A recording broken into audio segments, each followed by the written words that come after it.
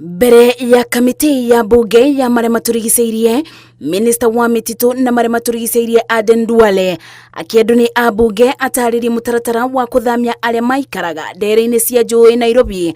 Ateteire ikinya rĩu rĩa thirikari akiuga thirikari no nginya ĩngĩathamirie andũ 26,000 kĩa binya nĩguo kwĩthema mĩtino makĩria ya kĩguũ. As much as we protect and in the Bill of Rights the dignity of every citizen, regardless of his status, we must also protect as a government the life of every citizen.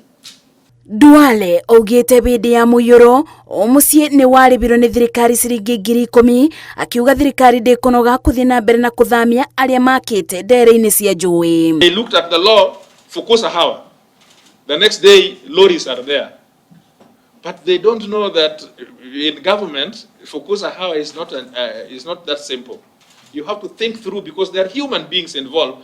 Even if these human beings don't know the law, even if they don't know that they are standing in the middle of the river, if they do not know that they are drowning, we don't choose to come to Nairobi in those flooded areas. Nobody chooses. The 26,970,000 divided by the 26,697 household.